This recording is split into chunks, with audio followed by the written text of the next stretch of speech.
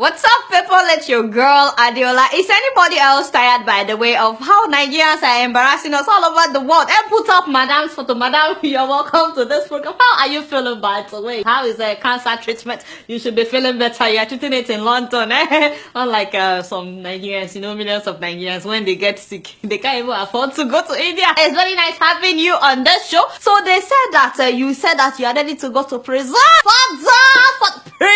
Father. I don't understand, Madam Madweke. For years, we've been saying you be thief. As in that you stole money is what I'm trying to say. Money meant for the betterment of the future of millions of Nigerians. But you denied every single allegation. But now that America is involved, now that America is revealing all the secrets, suddenly you are no longer denying it. Now you are saying that you are ready to go to jail.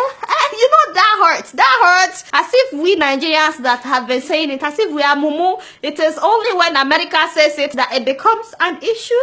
Wait a minute. Oh God, you not told us this. So he said America would know. Whether one person, a group of people, steal $20 billion, America will know and say this will keep that money there. By the way, this money is part of the missing $20 billion that former President Goodluck Jonathan told us at that time was not missing, because he said that if the money was missing, America would know. So now, Madam is speaking. She exposed how she allocated several oil lifting contracts to Aluko as well as Amakore, despite their lack of technical expertise or capacity to operate the oil mining leases. Yes, they couldn't do it. In fact, they subcontracted it to third party, and then they made tons of money by not fulfilling the obligations stated in the agreement. But she gave it to them because in return, they bought Madam several properties in different parts of the world. I mean, you guys have been saying several properties allegedly in the name of Alison Madweke. We've been saying so many $1 million properties in her name. Apparently, this is how she got those properties,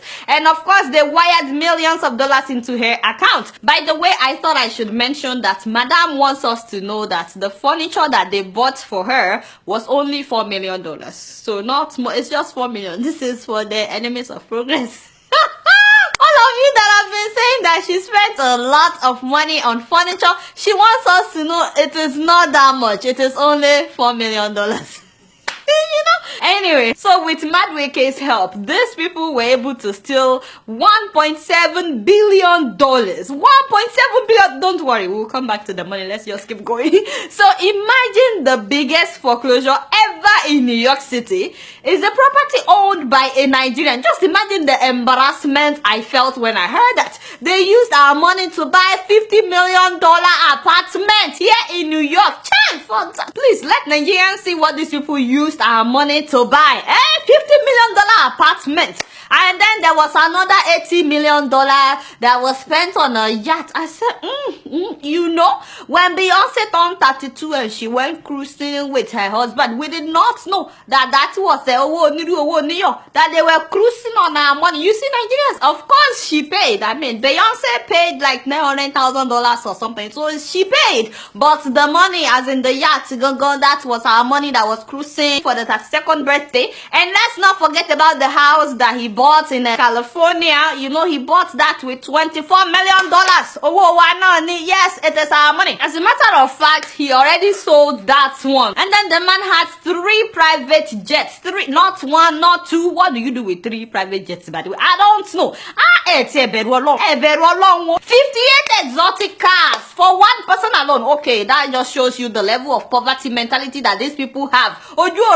You see money like this, you start shaking. You go and buy a big house, big yacht, 58 cars. How that? And this is just to show off and to date Naomi Campbell. No be so. Does that even make sense? Naomi don't dump him. No be so.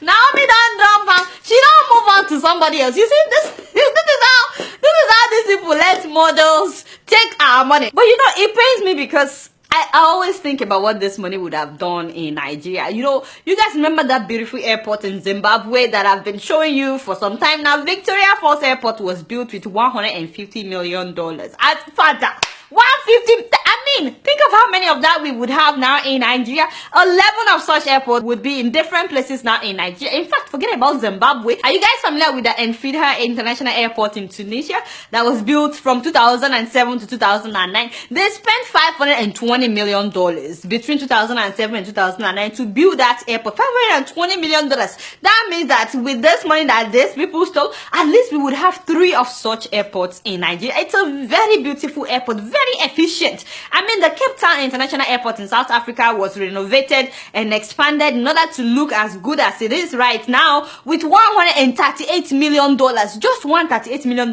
So that means if they should spend that $138 million on the airport in Lagos, what we would have right now would be the envy of so many countries. But you know, forget about airport. Madam is sick in London. No, so you think that money would have built her a very good hospital where they will be treating her in a... Yes, of course.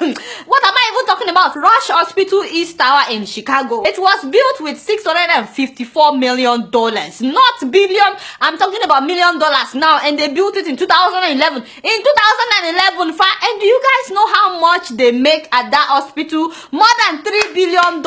You see how infrastructure can fuel the economy. They spent $654 million. They are making $3 billion. And you know, I'm sure some of the people that are paying big money at such hospitals will be big Nigerian officials. Don't they treat cancer at that hospital? Of course, they treat cancer at that hospital, and they only spend $654 million. And guess what? They have 8,436 employees. I'm just saying that so many people would have nice jobs today in Nigeria. And what about that hospital in Texas? Yes, the Texas Children's Pavilion for Women. That hospital was built for $575 million. So $575 million. And this was between 2007 and 2012. Only $575 million was the building cost for this really nice hospital. And these people stole almost $2 billion. And they spent it on yachts, on cars. This hospital employs 1,789 doctors and 1,366 nurses. Hopefully some of you are starting to realize the impact of what these people are doing. It's not just about the fact that we could have good hospitals and less people would die, but many graduates would have jobs today if only these people would just invest the money in Nigeria. Some people will tell me, why are you telling people to invest in Nigeria when there is no power? So if somebody like this should spend the money to invest on power, don't you think we would have stable electricity by now? I thought they privatized the electricity company. If somebody like this should invest in the electricity company, the electricity would be stable. I can go on all this. Milo Cancer Hospital in Connecticut was built with $467 million. That is a cancer center. Even if we just have one of that in Nigeria, is it just me, or have you all noticed that it is no longer the common people that are suffering from lack of good hospitals in Nigeria? Don't you guys see celebrities, Nigerian celebrities on social media asking for funds for them to go to India, for them to go to Dubai for treatment? Have you guys not been seeing it? Instead, these people are spending this money buying houses in America. Now, the truth is, as much as we like to crucify government officials and big people for robbing the future of our children in Nigeria, even the common people are corrupt. As in, this corruption thing is not everywhere. I'm sure you guys have seen the story of the lady at ShopRite, the one that stole 554 million naira from customers within 1 month. I mean, how? How is it possible? A sales girl, Miriam Mufutao. Auntie Moria. Hey, you don't have her photo. Auntie Moria, hey, within 1 month of getting a job as a cashier at a ShopRite, within 1 month of resuming for her job, this girl bought her own POS, so she would swipe customers' cards on it. So instead of the money going into ShopRite's account, it was going into her account. Nigerians, why are we like this? Why? You see, I fear Nigerians. I fear Nigerians. So politicians are robbing us left and right, and now common people are also robbing people. Habba, even a sales girl stole 554 million in 1 month. In 1 month, oh, what was successful?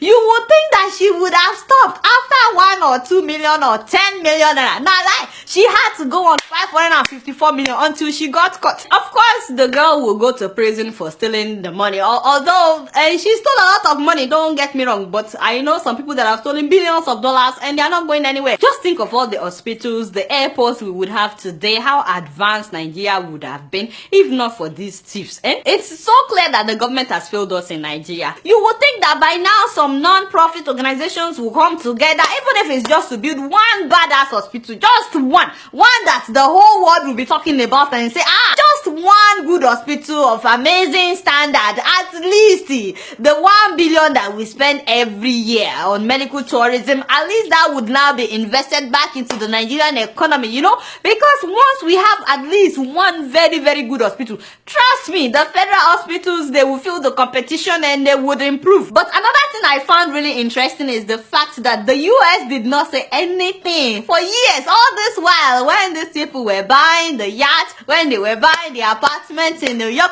when they were wiring the money into America, and they did not say anything. They've been pumping this money into the American economy. They didn't say anything. It is now that America is talking. I want to know what you guys think. So they have money in America, in UK, and Switzerland. Do you think that the US or UK or Switzerland should return the money that had been looted? And do you think they will return it? And if they should return the money to the Nigerian government, what do you think would happen? I want to know what you guys think. But again, you guys don't know much. Guess what? I'm just keeping it real.